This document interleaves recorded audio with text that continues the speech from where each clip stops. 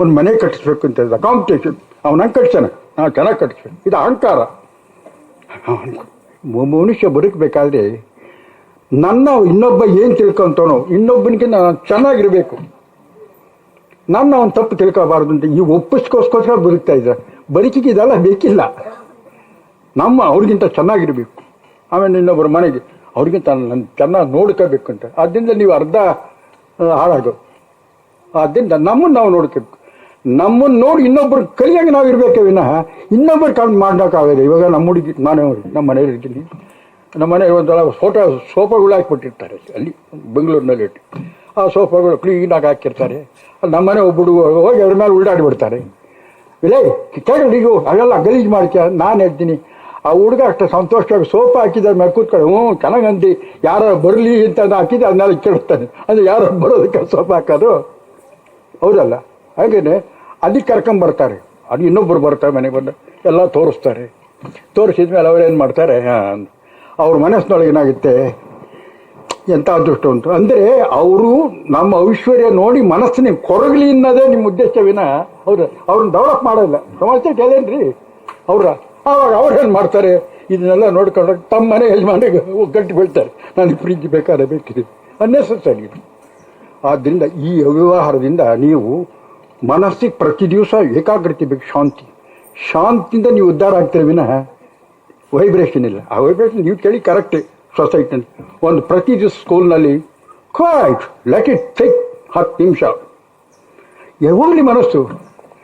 ಈಗ ಒಬ್ಬರದು ಹೇಳೇ ಅಂತಿದ್ದಂಗೆ ಅವನು 150 ದೂರ ಹೋಗೋ ಬದಲು ಸುಮ್ಮನೆ ಚುಚ್ಚಿ ಕೊಟ್ಬಿಡು. ಆ ಕೊಯ್ಟ್ನಲ್ಲಿ ಏನಾಗ್ತದೆ, ಅವನು ಯಾವುದಾದ್ರು ಒಂದು ಸಬ್ಜೆಕ್ಟ್ ತಗೊಳ್ತಾನೆ. ಆ ಸಬ್ಜೆಕ್ಟ್ ಅವ್ನಿಗೇನೋ ಇಂಟ್ರೆಸ್ಟ್ ಸಿಕ್ತಂತಂದರೆ ನಿಜವಾಗ್ಲೂ ಅವನು ಊಟ ಗೀಟ ಎಲ್ಲ ಬಿಟ್ಟು ಹೋಗ್ತಾನೆ. ಅವ್ರು ಆಗ್ತಾರೆ ನೋಡಿದ್ದೆ. ಹಾಗೆ ವೈದ್ಯಕೀಯನೇ ಆಗಲಿ ಏನೇ ಆಗಲಿ ಅವರವರ ಶ್ರದ್ಧೆಯಿಂದಾಗುತ್ತೆ. ಅಂತಹ ಶ್ರದ್ಧಾತ್ಮಕ ಪುರುಷನ ಏನಾರ ಮಾಡ್ಕೊಂಡು ಸಾಧನೆ ಮಾಡ್ತಾನೆ, ಅವನ ಲೋಕಕ್ಕೆ ಒಳ್ಳೇದಾಗುತ್ತೆ. ಒಂದು ಆವೇಶದಿಂದ ಮಾಡಿ ಇಷ್ಟೊಂದು ಜನ ಡಾಕ್ಟರ್ ಬೆಂಗಳೂರಿನಲ್ಲಿ ಅಮಾಯಕರು ಸತ್ತೋಗ್ತಾ ಇದ್ದಾರೆ, ಒಂದು ಔಷಧಿ ಕೊಡೋದಿಲ್ಲ. ಯಾಕೆ ಬೇಕು ಡಾಕ್ಟ್ರ್? ಅದು ಯಾಕೆ ಬೇಕಂದ್ರೆ ಡಾಕ್ಟ್ರಿಗೆ ಐಶ್ವರ್ಯ ಅಂತ ಮಾಡ್ಕೊಂಡಿದ್ದಾರೆ. ಅದಿಲ್ಲ, ವೈದ್ಯರು ಹುಡುಕೊಂಡು ಹೋಗಿ ಕೊಡ್ತಿದ್ದ ಔಷಧಿನ ಹಿಂದೆ. ಅದು ವೈದ್ಯಕೀಯವ್ರದ್ದು ತನ್ನಲ್ಲಿರ್ತಂಥ ವಿಜ್ಞಾನ. ಹಿಂದೆ ಶರಣರು ಮನೆ ಬಾಯ್ಕೊಂಡು ಭಿಕ್ಷೆ ಬೇಡ್ಕೊಂಡು ತತ್ವ ಹೇಳೋಗಿದ್ದಾರೆ. ಆ ತತ್ವನ ಅರ್ಧ ಹೇಳೋದಕ್ಕೆ ಅಷ್ಟೊಂದು ದೊಡ್ಡ ಸಭೆಗಳು ಸೇರ್ತಾ ಇದ್ದಾರೆ. ಹೌದಲ್ಲ, ಮಾಡೋದಿಲ್ಲ. ಹೌದಲ್ಲ, ಬಸವಣ್ಣ ಎಲ್ಲ ಇಚ್ಛೆಂತಿರಿದ. ಬಸವಣ್ಣ ವಚನಗಳದೇ ಒಂದು ಸಭೆ, ಅದಕ್ಕೆ ಬೇಕಾದಷ್ಟು ಜನ ಸ್ವಾಮಿಗಳು, ಅದಕ್ಕೆ ಆರೋಗ್ಯ. ಹಾಗೆ ಇಂಟ್ರೆಸ್ಟ್ ಏನಾದ್ರು ನಿಮ್ಗೆ ಏನಾರು ಒಂದು ಸ್ವಂತ ಇಂಟ್ರೆಸ್ಟ್ ಅಬ್ಬಿಗೆ ಬರೆದ್ಬಿಡ್ತೆ, ಅದು ನಿಮ್ಮನ್ನು ಊರ್ಕಲ್ಲ. ಎಷ್ಟೊತ್ತಿ ಬೇರೆಯವ್ರಿಗೆ ಹೇಳಂತ ಆ ಸ್ಫೂರ್ತಿ ಬರಬೇಕು. ಆ ಸ್ಫೂರ್ತಿಗೆ ನೀವೇನಾಗಬೇಕು, ನಿಮ್ಮದೇ ಆರೋ ಒಂದು ಗಟ್ನೆಸ್ ಬೇಕು. ಹೌದಲ್ಲ, ಆ ಗಟ್ನೆಸ್ ಕಲಿಬೇಕಂದ್ರೆ ಯು ಶುಡ್ ಬಿ ಕ್ವೈಟ್. ನೀವು ಡೆವಲಪ್ ಆಗೋದು ಕಲಿಬೇಕು. ಹೊಸ ವಿಚಾರಗಳು ಥಾಟ್ ಮಾಡಬೇಕು. ಹಳೇದು ಬಿಡಿ, ಇದೆಲ್ಲ ಆಗಕ್ಕೆ ಇದರಿಂದ ಏನಾಗಲ್ಲ, ಇದರಿಂದ ನಿಮ್ಮನ್ನು ತಾಣ ಗುಂಡಿ ಕೆಡವುತ್ತೇವೆ ನಾವು ಸಮಾಜದಲ್ಲಿ. ಹೊಸದು ಆವಾಗ ಏನಾಗುತ್ತೆ, ಯಾವುದೋ ಒಂದು ಸಬ್ಜೆಕ್ಟ್ ಇರುತ್ತೆ, ಪ್ರತಿಯೊಬ್ಬರಿಗೂ ಸಬ್ಜೆಕ್ಟ್ ಇರುತ್ತೆ. ಅದರಲ್ಲಿ ನೀವು ಬೇರೆ ಬಂದರೆ ಜೀವನದಲ್ಲಿ ಸುಖವಾಗಿರ್ಬೋದು. ಅದಕ್ಕೆ ಪ್ರತಿ ದಿವಸ ಪ್ರೇಯರ್ ಅಂತಂದರೆ ಈ ಶಬ್ದಗಳು ಜೋಡ್ಸಕ್ಕೆ ಹೋಗಬೇಡಿ. ಕ್ವೈಟ್. ಸ್ವಾಮಿ ದೇವನೇ ಲೋಕಪಾಲ ತೇ ನಮೋಸ್ತರೆ ಮೋಸ್ತು. ಸ್ವಾಮಿ ತೇ ನೀನು ಒಂದು ನಮಸ್ಕಾರ ಅಂದಂಗಷ್ಟೇ, ಇವನ ಅರೋದಿಲ್ಲ. ಆದ್ದರಿಂದ ದೈವ ಪ್ರಜ್ಞೆ ಬರಬೇಕಂದ್ರೆ ದೇಹ ಒಳಗಡೆ ಇದೆ ದೇವರು. ದೇಹದಲ್ಲಿ ವಾಯು ರೂಪದಲ್ಲಿ ಚೇತಕ್ಕಂಥ ಎನರ್ಜಿಸ್ ಗಾಡ್. ದೇವಸ್ಥಾನಕ್ಕೆ ಹೋಗ್ತೀನಿ ಅಂತಾರೆ, ಗುಡಿಗೆ ಹೋಗ್ತಾರೆ. ಗೋಪುರಕ್ಕೆ ಹೋಗಿದ್ದಾಗ ಏನು ಮಾಡ್ತಾರೆ, ಎಲ್ಲ ಬಿಟ್ಟು ಕೈ ಮುಗಿಸು ಅಲ್ಲಿ ದೇವರ ಸ್ಥಾನಕ್ಕೆ ಅಲ್ಲಿ ಹೋಗ್ತಾರೆ. ಆ ದೇವಸ್ಥಾನಕ್ಕೆ ಇವ್ರ ಕಾಯು ಇಲ್ಲ, ಕೊಬ್ಬರಿಯೂ ಇಲ್ಲ, ಒಂದು ಹೆಸರು ಇಲ್ಲ, ಒಂದು ಏನಿಲ್ಲ, ಹಂಗೋಡಿ ಅದೇ ದೇವಸ್ಥಾನ. ಇಷ್ಟೆಲ್ಲ ಗಲಾಟೆ ಬೇಕಂತ ನಾನು ಅಷ್ಟೇ. ಅದಲ್ಲ, ನಾನು ಹೊಸದು ಹೇಳೋದಿಲ್ಲ. ನೀವೇನು ಮಾಡ್ತಾ ಇದ್ದೀರಾ ಶ್ರದ್ಧೆಯಿಂದ ಮಾಡಿ, ಅದ್ರ ಮೇಲೆ ಡೆವಲಪ್ ಆಗಿ. ಆವಾಗ ಇದರಿಂದ ಉದ್ಧಾರ ಆಗಲ್ಲ. ನೀವು ದೇವಸ್ಥಾನಕ್ಕೆ ಹೋಗೋರು ಒಳ್ಳೆತಾನೆ. ಒಂದೇ ಒಂದು ಬ್ರೀತ್ ತಗೊಂತೀರ ದೇವಸ್ಥಾನಕ್ಕೆ ಹೋದ್ರೆ, ಹೌದಲ್ಲ. ಹೆಣ್ಣು ಅಲ್ಲ ಗಂಡು ಅಲ್ಲ, ನೀವು ಎಷ್ಟು ಸಂತೃಪ್ತಾಗಿರ್ತೀರ. ಅದನ್ನು ದಿವಸ 10 ನಿಮಿಷ ಮಾಡ್ಕೊಂಡು ಹೋದರೆ ಈ ವೈಬ್ರೇಷನ್ನಿಂದ ನೀವು ಉದ್ಧಾರ ಆಗ್ತದೆ. ಇದನ್ನು ಯಾರು ಖಂಡನೆ ಮಾಡೋದು, ಕೊಲ್ಲೋದಕ್ಕಿಲ್ಲದು ಸಾಧ್ಯವಿಲ್ಲ, ಜಯಿಸೋಕ್ಕೆ ಔಷಧಿಗೆಲ್ಲ ಸಾಧ್ಯ ಇಲ್ಲ. ನೀವು ನಿಮ್ಮನ್ನು ಉದ್ಧಾರ ಆಗಬೇಕು ಅಂದರೆ, ಉದ್ಧಾರ ಅಂದರೆ ಊರ್ಧ್ವಧಾರ. ನಾನು ಕೊಟ್ಟಿದ್ದೆಲ್ಲ ಈ ಹೆಸರನ್ನ ಅದೇ ಊರ್ಧ್ವ ನೀವೇ ತಗೋಬೇಕು, ನಾನು ಕೊಡೋಕ್ಕಲ್ಲ. ಹೌದಲ್ರಿ, ನೀವು 15 ವರ್ಷದಿಂದ ಏನು ಮಾಡ್ತಿದ್ದಂದರೆ you have to take the breath. ಕಂಠ ಲೆವೆಲ್ನಲ್ಲಿ, ಈ ಮಾರ್ಗದಲ್ಲ, ಈ ದುರ್ಮಾರ್ಗ. ಕಂಠಸ್ಥಾನದಲ್ಲಿ ಆವಾಗ ಅದಕ್ಕೆ ಉದ್ಧಾರ, ನಿನ್ನ ಉದ್ಧಾರ ನಿನ್ನ ಕೈಲಿದ್ದೆ, ಯಾವ ಸ್ವಾಮಿನೂ ಆಶೀರ್ವಾದ ಮಾಡೋಕ್ಕಾಗಲ್ಲ. ಆದ್ದರಿಂದ ಆ ಉದ್ಧಾರಕ್ಕಾದರೂ ಅದು ಸ್ವತಂತ್ರವಾಗಿ ಕೂತ್ಕೊಂಡು ಪ್ರತಿಯೊಬ್ಬರು ಸಹ ಉಸಿರೆಳೆಯಲ್ಲಿ ಸೇಲ್ ಮಾಡಬೇಡಿ. ಉಸಿರು ಯಾರು ಹಸಿರಾಗೋದಿಲ್ಲ, ಅದು ತಾನೇ ಬಂದಿರುತ್ತೆ. ನಿಮ್ಮ ಶ್ರದ್ಧೆ ಹೇಗೋಗುತ್ತೆ, ಆ ಶ್ರದ್ಧೆಯ ಉಸಿರಿನ ಮೀಟ್ ಹೋಗುತ್ತೆ ಪ್ರಾಣಕ್ಕೆ. ಉಸಿರು ಪ್ರಾಣ ಅಲ್ಲ, ಕೊಟ್ಟಿರ್ತೀವಿ, ಉಸಿರಿನ ಕೋಶ ಇದು. ನೀವು ಉಸಿರಿನ ಕೋಶದಲ್ಲಿ ಮಾಡ್ತಿರೋದು ಅದು ಪ್ರಾಣ ಅವ್ಯವಹಾರ. ಯಾವಾಗ ನೀವು 15 ವರ್ಷದಿಂದ ಏನು ಮಾಡ್ತಿದ್ರೆ ನೀವು ಹಿಂಗೆ ಮಾಡಿ ಹಿಂಗೆ ಹೋಗ್ತಾರೆ. ಯಾವ ನಿಮ್ಮ ಶ್ರದ್ಧೆ ಎಲ್ಲಿಗೆ ಹೋಗುತ್ತೆ, ಮನಸ್ಸು ಹೇಗೆ ಹೋಗುತ್ತೆ, ಅದ್ರ ಜೊತೆ ದೃಷ್ಟಿ ಹೋಗುತ್ತೆ. ಯಾವಾಗ ಮನಸ್ಸು ದೃಷ್ಟಿಗಳು ಒಂದಾಗದ ಉಸಿರು ತಾನೇ ನಿಂತು ಹೋಗುತ್ತೆ.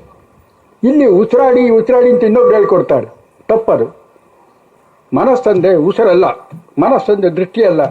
ಮನಸ್ಸಂದ್ರೆ ಒಂದು ಸಂಕಲ್ಪ ಶಕ್ತಿ. ಅದು ಉಸಿರು, ಶ್ವಾಸ, ದೃಷ್ಟಿ ಮೂರು ಸೇರಿ ಮನಸ್ಸು. ಆ ಮೂರು ಸೇರಿದು ಅಂದರೆ ಮನಸ್ಸು ಡಿಸಪಿಯರ್ ಆಗಿ ಡೈವರ್ಟೆಡ್ ನಾಲೆಡ್ಜ್. ಅದಂತ ನೀವು ವಿದ್ಯೆ ಕಲಿಸ್ಬೇಕು ಅನ್ನೋದು ನಾನು ಹೇಳೋದು. ನೀವು ಮನೋಲೋಕದಿಂದ ಹುಡುಗರಿಗೆ ಜ್ಞಾನಲೋಕಕ್ಕೆ ಹೋಗೋದು ಕಲಿಸಿಂತೀನಿ, ಹೌದಲ್ಲ? ಜ್ಞಾನಲೋಕ ಏಕಾಗ್ರ ಅಗ್ರದಲ್ಲಿ ಏಕತ್ವ ಅನ್ಬೇಕು. ದೃಷ್ಟಿ ಒಬ್ಬ ಪ್ರೊಫೆಸರ್ ಟೀಚ್ ಮಾಡ್ತಾ ಇರ್ತಾರೆ. ಯಾವ ಹುಡುಗ ಕೂತ್ಕೊಂಡು ದೃಷ್ಟಿ ಮನಸ್ಸು ವಾಯು ಇಂಟ್ರೆಸ್ಟ್ ಆಗಿರುತ್ತೆ, ನೋಟ್ಸ್ ಬರೆಯೋದು ಬೇಕಿಲ್ಲ, ಇಂಟೆಲಿಜೆಂಟ್ ಆಗಿಬಿಡ್ತಾನೆ. ಯಾವಾಗ ದೃಷ್ಟಿ ಮನಸ್ಸು ಚೇಂಜ್ ಆಗ್ತಾ ಸ್ಕ್ರಾಚ್ ಬರೋಕ್ಕೆ ಬರಲ್ಲ. ಅದರಿಂದ ಆ ಶ್ರದ್ಧೆ ಅವನಿಗೆ ಬೆಳಿಬೇಕು. ನೀವು ಹೇಳ್ಕೊಳಕ್ಕೆ ಬರಲ್ಲ. ಪಾಪ ಮೇಷ್ಟು ಅದೆಷ್ಟು ಇದ್ದಾರೆ, 10 ಜನ 3 ಜನ ಪಾಸ್ ಆಗ್ತಾರೆ ಅಂದರೆ ಅವನ ಶ್ರದ್ಧೆ. ಆ ಶ್ರದ್ಧೆನ ಏರ್ಪಾಡು ಮಾಡೋದು ಮೇಷ್ಟಲ್ಲಿರಬೇಕು. ಅವರು ಬಹಳ ಬುದ್ಧಿವಂತನೇ ಮಾಡಬೇಕು. ಆವಾಗ ಅವರು ಶ್ರದ್ಧೆವಂತ. ಯಾವನು ಬಿಟ್ಟು ಅಂದರೆ ಅವನೇನು ಮಾಡ್ತಾನೆ, ಅವನಿಗೆ ನಾಚಿಕೆ ಅವನೆಲ್ಲ ನಾನು ಹಾಕಾಗಬಾರ್ದು, ನಾನು ಆಗೋಣ ಅಂತ ನೀವು ಇಲ್ಕಮ್. ಅದಕ್ಕೆ ಪಾಸು ಫೇಲ್ ಅನ್ನೋದನ್ನ ಅವನೊಬ್ಬ ಮೂರ್ಖಕ್ಕೆ ಎತ್ತುಬಿಡೋದು. ಇದು ಸಮಾಜದಲ್ಲಾಗಿರೋ ಅನ್ಯಾಯ. ಯಾಕೆಂದರೆ ಸಮಾಜದಲ್ಲಿ ಮನುಷ್ಯತ್ವನ ಒಂದು ಮನುಷ್ಯನ ಮಾಡೋಕ್ಕೆ ಏನು ಮಿಷನ್ ಎಲ್ಲ ಸಾಧನೆಗಳಿಲ್ಲ. ಅದನ್ನು ನಾನು ಹೇಳೋದು, ನನಗೆ ಹೇಳಿರೋದು. ಆದ್ದರಿಂದ ಪ್ರತಿ ದಿವಸ ಪ್ರತಿಯೊಬ್ಬರು ಸಹ ಕೂತ್ಕೊಂಡು, ನೀವು ಕೂತ್ಕೊಂಡು ನಿಮ್ಮ ಮಕ್ಕಳು ಕೂತ್ಕೊಂತಾರೆ, ಅದಲ್ಲ? ಮತ್ತು ಅವ್ರು ಕೂತ್ಕೊಂಡು ಏನೋ ಸಾಮರ್ಥ್ಯ ಬಂದಾಗ ತನ್ನೊಳಗೆ ತಾನು ನೋಡ್ಕೊಂತಾನೆ ಇನ್ನೊಬ್ಬರು ಇರೋದು. ಆವಾಗ ಇಟ್ ವಿಲ್ ಗೈಡ್. ಭಗವದ್ಗೀತೆಯಲ್ಲಿ ಇದೆ ಇದು, ಸರ್ವಧರ್ಮಾನ್ ಪರಿತ್ಯಜ್ಯ ಮಾಮೇಕಂ ಶರಣಂ ಗೃಹ ಅಹಂ ಸರ್ವ ಪಾಪಿಭ್ಯೋ ಮೋಕ್ಷ ಇಚ್ಛಾಮಿ. ಅದು ಶ್ರೀಕೃಷ್ಣ ಅಲ್ಲ ಹೇಳಿರೋದು.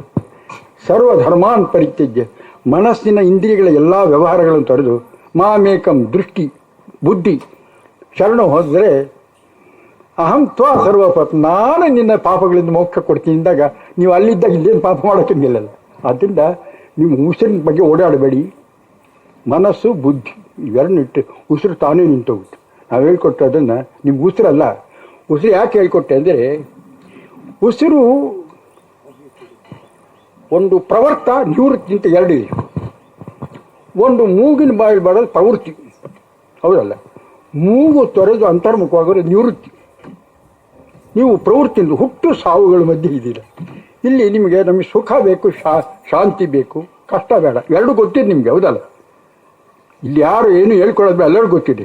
ಸುಖದಲ್ಲಿ ಇದ್ದಾಗ ಅಲ್ಲಿ ಇರೋಕ್ಕೆ ನೀವು ಒಪ್ತಾ ಇಲ್ಲ, ಹೌದಲ್ಲ? ಸುಖ ಸಿಕ್ಕತ್ತಲ್ಲ ನಿಮಗೆ, ಸಿಕ್ಕತ್ತೆ. ಅಲ್ಲಿ ಯಾಕೆ ಒಪ್ಪೋದಿಲ್ಲ ಅಂದರೆ, ಈ ವ್ಯವಹಾರದಲ್ಲಿ ಬೆಳೆದಾಗ ಇನ್ನೂ ಏನಾರ ಅತಿಹಾಸ ನಿಮಗೆ ಇರೋ ಸುಖನ ಕಾವು ಮಾಡುತ್ತೆ. ಅತಿಹಾಸೆ ನಿಮಗೆ ಸುಖ ಯಾವತ್ತೂ ಸಿಕ್ಕುತ್ತೆ, ಪ್ರತಿಯೊಂದರಲ್ಲಿ ಸಣ್ಣದ ತುಚ್ಚ ಸಿಕ್ಕುತ್ತೆ. ಆದರೆ ಅಲ್ಲಿ ಇರೋಕ್ಕಾಗುತ್ತೆ, ತನಗೆ ಬೇಕು ಸುಖ ಅಂತಾನೆ. ಸುಖ ಸಿಗ್ತಲೇ ಇದೆ, ಅಲ್ಲಿ ಉಳಿಯೋಕೆ ಒಪ್ಪೋದು. ಯಾಕೆಂದ್ರೆ ಸುಖದ ಸ್ಥಾನ ಏನು ಅನ್ನೋದು ಯೋಚನೆ ಮಾಡೋಕ್ಕೆ ಈ ಲೌಕಿಕ ವ್ಯವಹಾರ ಅವಕಾಶ ಕೊಡ್ತಾ ಇಲ್ಲ. ಯಾಕಂದ್ರೆ ನೀವು ಅದ್ರ ಬಗ್ಗೆ ಚಿಂತೆ ಅಂಥ ಪುಸ್ತಕಗಳು ಇಲ್ಲ. ಪುಸ್ತಕಗಳನ್ನ ಬರೀ ಕಥೆಗಳು, ಅವುಗಳು ದಾತಾಳ ಭೂತನ ಕಥೆಗಳು ಇದ್ದಾವೆ. ಶರಣರು ಆ ಥರ ಹೇಳಿಲ್ಲ ನಿಮಗೆ. ಯಾವತ್ತು ನಿಮ್ಮಲ್ಲಿ ನಿಮ್ಮ ಐಕ್ಯವಾಗ ಹೇಳಿದೆ. ಬುದ್ಧ ಬಂದ ಐಕ್ಯ ಆಗ್ಯಾನ, ಅವನೆಲ್ಲೂ ಸಹ ಮಾಂಸ ತಿಂತೀನಿ ಅಂತ ಹೇಳಿಲ್ಲ. ಕಾರ್ಯವರು ಧ್ಯಾನ ಹೇಳಿಲ್ಲ, ಕಾಡಿಗೆ ಹೋಗು ಅಂತ ಹೇಳಿಲ್ಲ, ಯಾವ ಮಂತ್ರ ಹೇಳಿಲ್ಲ. ತಟಸ್ಥ ಸಂಘಂ ಶರಣಂ ಗಚ್ಚಾಮಿ ಅಂತ ಹೇಳ್ತಾನೆ. ಸಂಘದಲ್ಲಿರೋ ಏಕಾಗ್ರತೆಯಿಂದ ಎಲ್ಲ ಅಬ್ಸರ್ವ್ ಮಾಡು. ಯಾವ್ದು ಉತ್ತಮ ಯಾವ್ದು ಮಾಡೋದನ್ನು ನಿನಗೆ ಗೊತ್ತಾಗುತ್ತೆ. ಆವಾಗ ಅದೇ ಧರ್ಮ. ಆ ಧರ್ಮಕ್ಕೆ ಶರಣಾಗು. ಆ ಧರ್ಮಕ್ಕೆ ಶರಣ ಆಯ್ತಂತೆ ನೀನೇ ಬುದ್ಧನಾಗ್ತೀಯ ಅಂತ ಹೇಳಿದ್ದಾರೆ. ಬುದ್ಧ ಯಾರಿಗೂ ಕಷ್ಟ ಕೊಟ್ಟೋದು ಅಭ್ಯಾಸ ಮಾಡೋದು ಮಾಡಿಲ್ಲ. ಆದರೆ ಇನ್ನೊಂದು ಹೇಳ್ತಾರೆ, ನೀನು ಬುದ್ಧನ ಸನ್ಯಾಸಿ ಆಯ್ತಾ ಅಂದರೆ ಏನಾದ್ರು ಉಪಕಾರ ಮಾಡೋಂತೆ. ಅದಕ್ಕೆ ಅವರು ಆಯುರ್ವೇದ ಔಷಧಿಗಳನ್ನು ಕೊಡು. ಯಾಕೆಂದರೆ 24 ಗಂಟೆ ಜಪ ತಪ ಮಾಡ್ಕೊಳಕ್ಕೆ ಆಕಾರ ಆಗೋದಿಲ್ಲ. ಏನು ಮಾಡಿದೆ ಅಂತಂದರೆ ಆಸೆ ಬಂತ ಇನ್ನೊಂದು ಉದ್ಯೋಗ ಮಾಡಬೇಕಾಯ್ತು, ಹೌದಲ್ಲ? ಆದ್ದರಿಂದ ಉಪಯೋಗ ಮಾಡಿ ಪಾಪ ನೀವು ಔಷಧಿ ಕೊಟ್ರಿ, ನಾನು ಚೆನ್ನಾಗಾದೆ, ಅದೊಂದು ಸ್ಫೂರ್ತಿ.